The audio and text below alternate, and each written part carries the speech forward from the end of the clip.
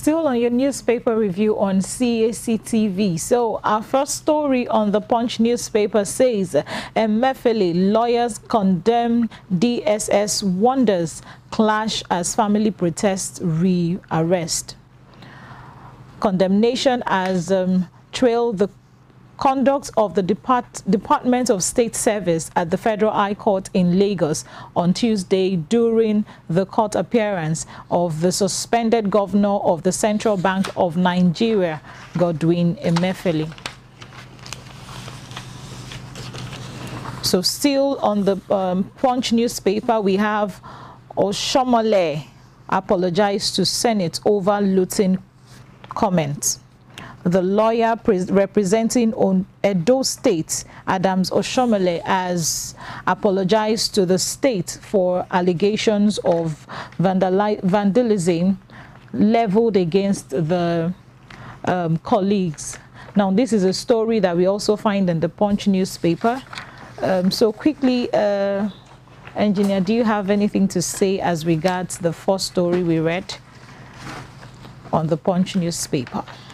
What you have to say? Well, about the DSS, I don't have much to say because there should be a reason behind what they did at the court premises.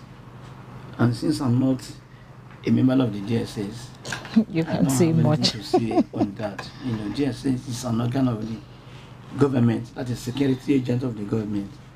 So they should know what they are doing. And then the lawyers who are protesting, also they know why they are protesting. So I don't have anything to say much on that because I'm not privy to that information. That's my stake on that. Okay, so anything? Well, really, this is Nigeria. But I guess for the rearrest of Emefiele, I guess like I and Alaji was discussing, you know, behind the scene, you know, that some people are agitating for not detaining Emefiele for as long as possible. If you want to charge him, just charge him, okay, and let's know what exactly is the offense, actually, you know, and many back and forth. Well, honestly, it's been many back and forth, like you said. So we'll quickly take a look at what we have for Vanguard newspaper. And this says that NAS moves against electricity tariff hike, estimated bill. The Senate has asked the federal government to see to it as a matter of urgency, intervene and have the proposed increment in electricity tariff by the 11th distribution companies, which is the DISCO in the country. It also stressed that the need is to allow the ordinary Nigerians breathe, you know, just like they've been saying now, that please allow the masses breathe. So this is also a story that you know, we have people, NAS, also saying that this is something that we really need to look into. Now the tariff is really becoming alarming these days, and it calls for attention. So what's your view on this? Well, my view on this is this: when you want to privatize, you have to look inward properly. They are coming up now to say they want to increase the tariff. Are they efficient? Nigerians, are we benefiting from this electricity 100%? Compare Nigeria to Ghana. In Ghana, if they have to take light off, the government, you know, the agency will announce that, okay, we are taking light off. And if they want to share the light, they'll tell you, okay, 6 a.m. to 6 p.m. in the evening, there will be light. 12 hours on, 12 hours off. So they will measure, they calculate and measure the amount of money you are paying. Nigeria, you pay per month. Maybe for 3 days, some areas will not have light. No apology, nothing to speak about. Now, Nigeria government has privatized electricity to some disco companies, blah, blah, blah. Now, these people are now coming and saying, we want to increase the tariff without performance. You understand? I don't understand this game. It's a game. If you know you cannot perform, drop that business. Let another company that can perform, let the company do the job. It's obvious that they can't do the job. If they can't give you light continuously for 1 month. Let us say Nigerian today will have light continuously for 1 month. They cannot give you light for 1 month. If they are going to give you light for 1 month, that will be maybe 3 hours in a day, maybe in the night, or maybe very early in the morning. So they are not consistent. They are not consistent at all. So I think the government should look into these school people, if they can really perform or they cannot perform at all. Well, before they were able to give them this job of having to take care of the electricity tariff, I believe that they saw that it's something they could have been able to do by themselves. They would have been able to handle it. So if there is any deficiency at this point, I think it's questionable. What's your take? Yeah, in a country where most Nigerians, most citizens have already resolved into alternative power supply, when you have your generator, past my neighbor, and even solar energy, people are trooping into solar energy. Exactly. That goes to show that the disco companies are not living up to expectation exactly. by any iota of success at all. And now they're asking for an increment. And they're asking for increment. It's outrageous. It's kind of illegal. I think from what the story has said. National Assembly is saying now, the tariff increase. The increase in tariff is not what should be it shouldn't be arising at this time. Yeah, the quality of service should is be not being rendered. Exactly. That's one thing I want to put in some areas. Most of these poles, they are outdated. They are no longer good and reliable. If you have to change your poles in some areas, like recently in our areas at what do you call this particular area, Alimosho area, if you want to change the poles of a street, we have to ask people living on that street to contribute money to buy poles. The same thing with transformer. People living in the community area, and they will go to the CDA chairman. They have to contribute money house by house to replace the transformer. Then, which is not supposed to be. And then the meters too. You have to buy the meter before you can be able to know this is my bill for this month. So and they're now saying they want to increase the tariff. So government should look into for the same thing you're paying for, and you're not enjoying the services. It really calls for attention. It really just as it was stated, it really calls for an urgent attention. So still on the Vanguard newspaper, we have APC says he deserves full protection. The All Progressive Congress, APC, says Alhaji Atiku Abubakar, the People's Democratic Party, PDP, presidential candidate, deserves the fullest protection of the law as a Nigerian.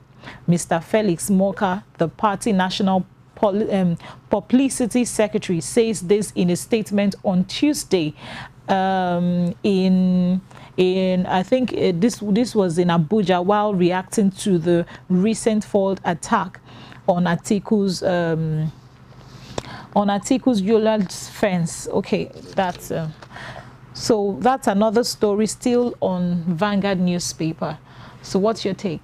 Well, on that's we are talking about security, and if APC is coming to say that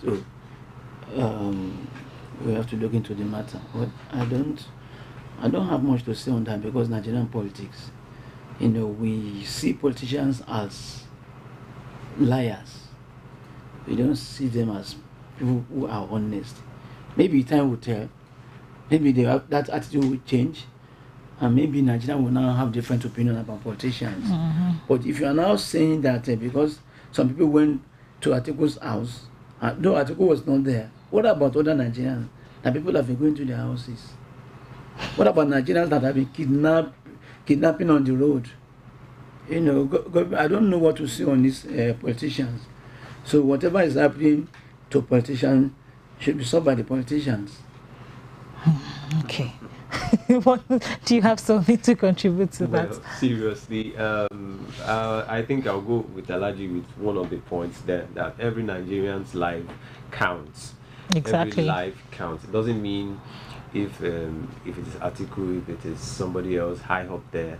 Every Nigerian, their lives should count. Security should be taken as a very important issue in this country, because like you said, a lot of kidnappings here and there, a lot of you know, robbery case and stuff like that, you know, and we are having these issues every day, back and forth, in their numbers every day. So security, if you know, some people cannot, some states you can't even go to some states anyhow. You can't because you have to look at it. If you are okay, where am I going? Oh, this particular state out there, I don't think I will come.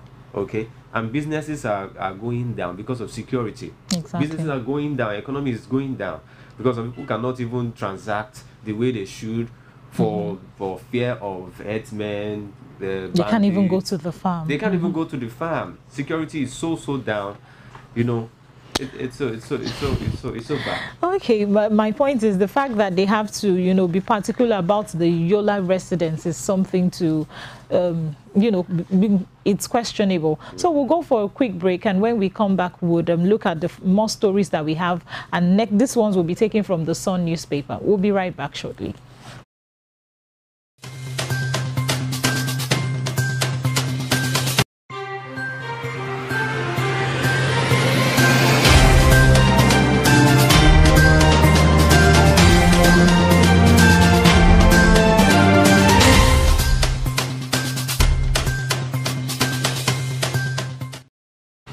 Welcome back from that quick break. Thank you for staying tuned. We're still looking at the newspaper review.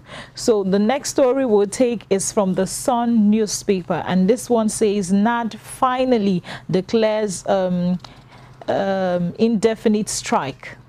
NAD finally declares indefinite strike, and the story says that NAD's decision was, you know, contained in a release issued this evening by the Association of Presidents, Dr. Innocent Orji.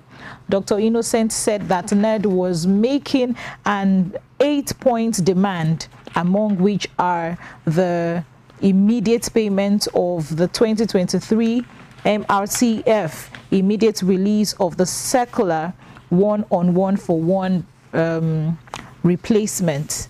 So I don't know if Ola, do you have something to say as regards to that story? Well, you know, in the health sector all over the world, you know, they are life savers, and their role is very, very important in every society. Not like every other profession. They have to do. I'm not saying they are not asking for their rights. Exactly. But it's the right time we look into this recurrent strike from the health sector. You know, each time they go on strike, we have casualties. Many people will die. If you are supposed to protect life, you don't have to be careless about that. There should be a way for you to demand for your rights, not by saying you want to go on strike. There are some departments in the governmental sector that must not go on strike without, you know, proper consultation with the government. You've been doing it in the past, though, but that does not say that each time you are offended or you are aggrieved, you want to go on strike. Well, I think I beg to disagree with that, because in a country where you keep having discussions with your, you know, the government, and then they still do not take it as a priority to make sure that they meet up with the demands and the needs of the people. And lately, since the new elected has come into position, it has been about what they want, and I haven't heard that they've made mention about the medical department. So I think the only way they feel that they could or get the attention of the president or the government is for them to go on strike. And this has been like a regular, it has been like a norm for us. In fact, even with the educational department, the educational sector, we also have that every little time they go for strike, because that's the only time they get the attention to pay attention. Before you know, you will be hearing them call for, what's this, their meeting they used to call for, they will go for the other room and call for meetings.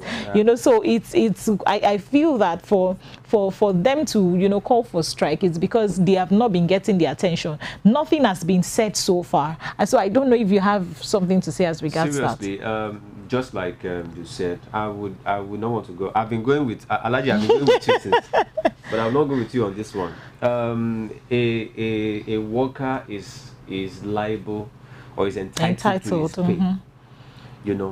If you're working and you're not saying the reason why you're working, what's the encouragement? You are not encouraged. You won't even do the work well. And this is a sector that shouldn't be neglected. This was supposed to be the first, because they are dealing with lives. They are dealing with health. Okay, they themselves are being exposed to a lot of hazards on the job. Okay, so why are you delaying their? Okay, fine. Okay, why do we now have very substantial amount, outrageous amount being marked for our politicians in the National Assembly, for their the Senate, their allowances. No, these doctors are not asking for too much. They're asking for their pay. And now we are experiencing, if they don't know, let me remind you, if you don't know, we are experiencing a massive immigration of these people, of brains, in the health sector. So what are we doing? So, and the little that we have, we still can't retain them. We still can't give them. So what exactly, they're asking for? So they're not asking for too much. Government should look into it. It's really something that really needs to be looked into. So I think Alaji needs to support us on this one. So, are you supporting us? Are you coming with us, or you're still maintaining your take on this? And you feel that the government, they really need to, look into this part of. No, it's not that I'm not supporting you people, but what I'm saying in a sense is that each time they go on strike, many people will die. They are casualties. I'm only concerned about the well-being of Nigerians. Each time they go on strike, many people will die. Today, if they start strike today, go to the hospital, you'll see many people dying. Well, there'll be nobody to attend to them. So they have to be considerate. Human consideration. Before you become a medical doctor, you have to put this into consideration that, okay, the job I am doing is to save life, not to take life. Whatever it is, we don't have to put money on it. I'm not saying they should not ask for their money, but what I'm saying is they have to be methodical in the way they ask for this money. You are right by saying that people in the Senate, but our Nigerian Labour Congress will not look into. will not look at that. They will only strike on fuel. The senators in Abuja know how much they are earning and the work they are doing compared to a medical doctor. But yet, they earn so much and nobody is saying anything about our legislators. Even the Nigerian Labour Congress is not saying anything.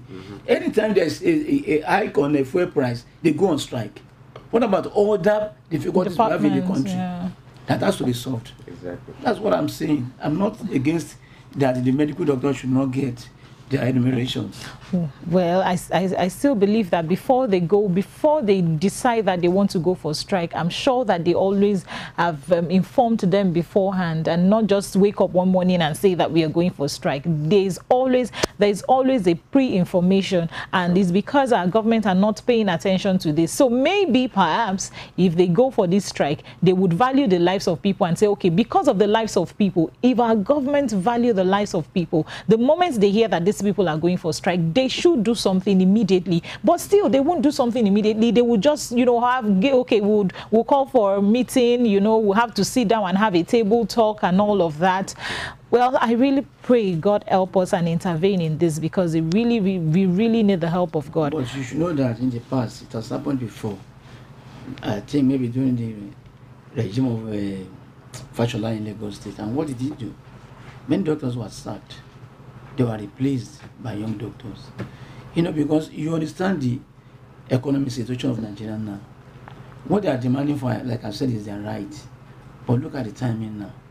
Nigeria is going through a lot now. We just came back from this foreign exchange. Foreign. Sir, they also need to feed their family. Likewise, all other departments in Nigeria, not only the medical doctors, the teachers, the workers too. Okay. Today in Nigeria, 850 naira per dollar. Everybody is affected. How much do you buy petrol per liter? Like about 700 naira. Everybody is affected.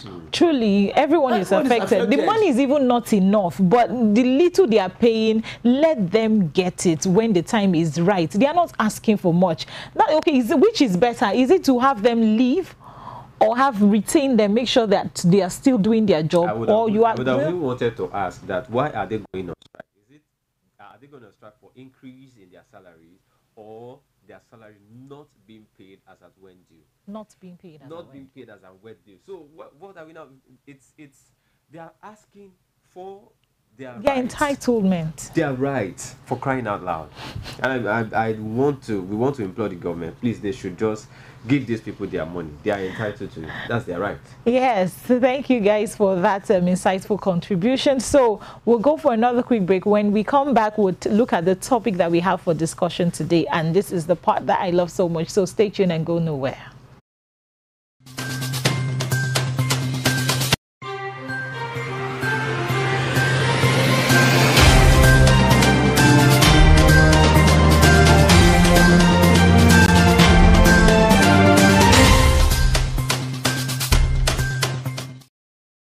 Welcome back from that break. So now, looking at the topic that we have before us today, it's about the reform. You know, Nigerian demands reforms as Tinubu submits ministerial list. So this ministerial list has really called for a lot of concern. You know, we have the Senate, we have everybody, you know, talking about this same ministerial list that is yet, you know, to be given out. And the National Assembly has given the President Tinubu, you know, 24 hours, and he has less than 24 hours to make sure that this is being released. So what's your take? We are talking again about Nigerian economic reform. During Obasanjo's regime, he did the same thing. He did reform. What is the result today? Obasanjo is trying to do reform. I mean, Tinubu is now trying to do reform. In about 3, 4, 5 years, God keep our soul together. We still ask the same question: what will be the result? We are just praying that Tinubu will not look inward and search for the best Nigerians around the world to run the government together with. Really, we need reform in this country economically. If you look at our bank policy, it's always changing. Emefiele came with a monetary policy, and every Nigerian was affected. You use 1,000 naira, you use about 1,300 naira to take 1,000 naira. It's affected every homes in Nigeria. And look at the result today. Yet the new notes are not available. At all. At all. You look at the dollar exchange rate today. Something has to be done. We are going to 1,000 naira per dollar. If you are not careful, look at the rate of fuel today in Nigeria. The economy is hanging. So if Tinubu has to select people, he should not use sentiment. Father no son, son no father. That shouldn't be the issue now. I think the issue at hand now is that you have to call in Nigerians all over the world who are very, very good in their discipline to come and assist this country economically. Gone are the days when you say, okay, I'm from Kano State, it's our turn to become the Minister of Agriculture. Yeah, don't forget. It doesn't work that way anymore. Don't forget, you can only assist a country that is willing to be assisted. So are you saying Nigeria is not crying for help now? Okay, IMF loan. The condition is that if you do not devalue your naira, I did not remove the fuel subsidy, no more money. How are we going to survive? We have crude oil in Nigeria. What is happening to the crude oil in Nigeria? As I just said, I was reading the news. I saw that, okay, NNPC is no longer remitting money to the federal government account. What has happened to NNPC? People are now saying you have to probe that NNPC MD. We cannot continue, bringing in people that are not qualified. Somebody who studied history at the university, in the university will become the central bank governor. How do you reconcile that? It only happens in Nigeria. It's what, God bless you. God bless you. You will say a medical doctor, a surgeon for that matter. He will not practice in this country. And he will become a senator. You know, we should stop all this kind of uncalled for attitude that by bringing man to run the government, and at the end of the day, the government will be in jeopardy. We will have another problem if Tinubu do not give us reliable, professional ministers to work together with him. If it is man, okay, like I heard that some former governors are lobbying. What do they want to do? If you look at it very well, most of these governors, when they finish their term, they want to go to Abuja to become senators. Because of what? We were talking the other time about medical doctors asking for their own remunerations. Those in Abuja, what do they do in Abuja? There is no qualification you need to go to Abuja to become a senator. Only if you are educated. Even if you are half-baked, you can become a senator in Nigeria.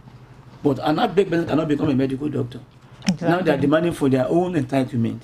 But people in Abuja, what is their entitlement? And how much do they have? So most of Nigerians' money is being used, you know, to patronize or to protect the senators, the politicians in Nigeria, let me call it. So we have to look inward and realize that the senators and the politicians in Nigeria are spending lots of money that are not necessary. So government has to look into that. We need ministers who can perform brilliantly. That would be my stake on that. Thank you so much. So, yeah, really, the reforms, yes, I think the reforms is necessary in a way. If we look at the way things are economically right now in this country, I think there are some things that we need to correct. There are some culture that's going on that we need to correct, just like what Alhaji said. You know, a lot of hardship in the country. Everybody, in fact, everybody is going through a lot. Exactly. If you are not going through a lot, you are coming from a lot. You know, and we need hands. We need professional hands. Just like Alhaji said, we need brains. It's not that we do not have brains, but there should be there's a difference between having a brain and having experience. Exactly. Okay, there are some waters that Alhaji would tread that I wouldn't dare to, because he has the experience. Okay, I would only want to take from his well of experience. So we need people who are experienced, qualified, both academically, socially, and experience-wise. We need people in diaspora. Thank God it mentioned diaspora, Nigerians in diaspora.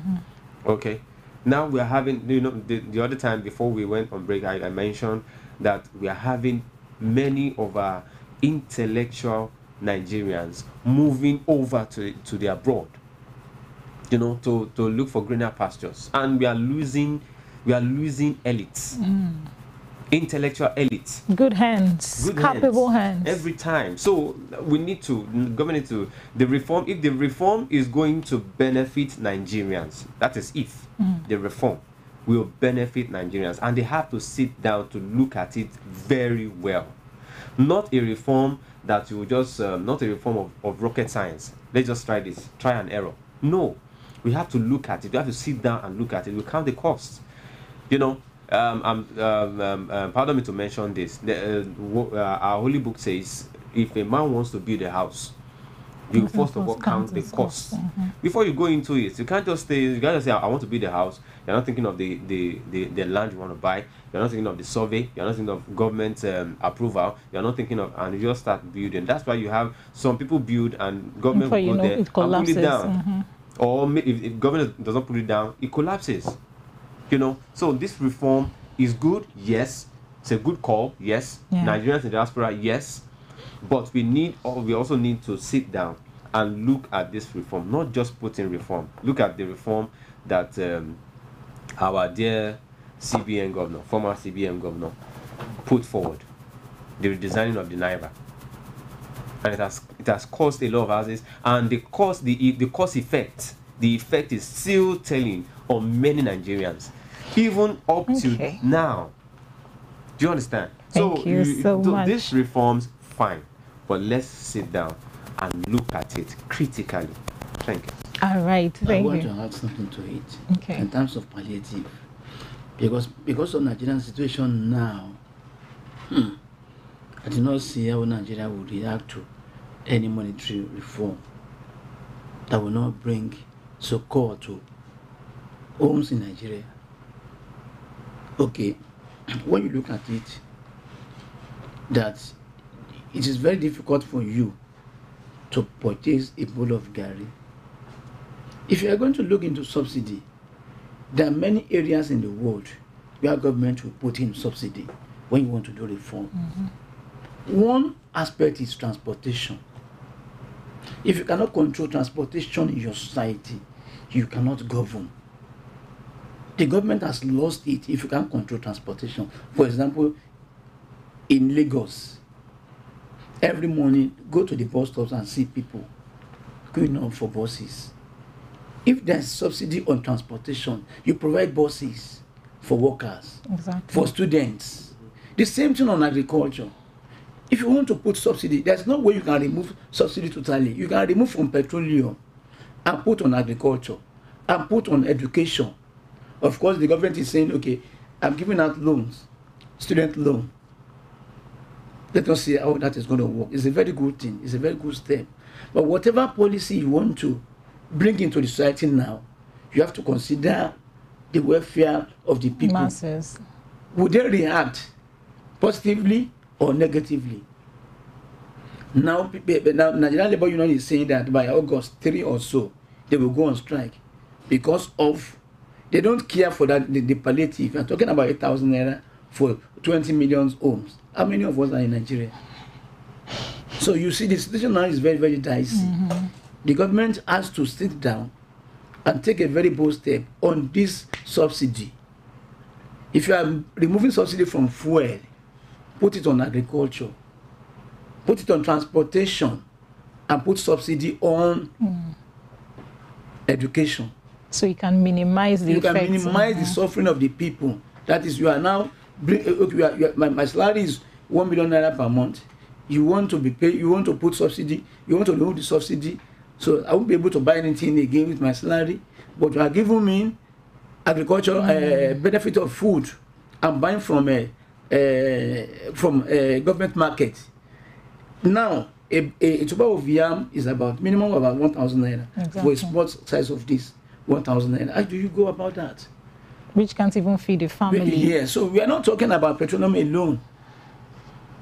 So any policy that government is bringing in now, government has to look at it very keenly. That what is going to be the reaction of the people, of the masses? Will they take it positively or negatively? Thank you so much. What the question now in the minds of Nigerians is, why is it taking too long for him to bring out the ministerial list? And like you have heard, that he is trying to see how he can reform this and make sure that he brings in good ends. Our advice is that he brings in good ends, capable ends. But the fact that he's taking too long, what exactly is he trying to achieve? What exactly should we be expecting? And we hope that all this come out for good, because by now screening should have started. You know, so everything has to work hand in hand, and let's hope that all of this will work together for our good. And we are so trusting and counting on our president to make sure that all of these things benefit not just the people in governance, but also the masses, which is more important. So we'll take a look at what we have in the world of sport quickly, but when we come back after this break, we'll do that. Stay tuned.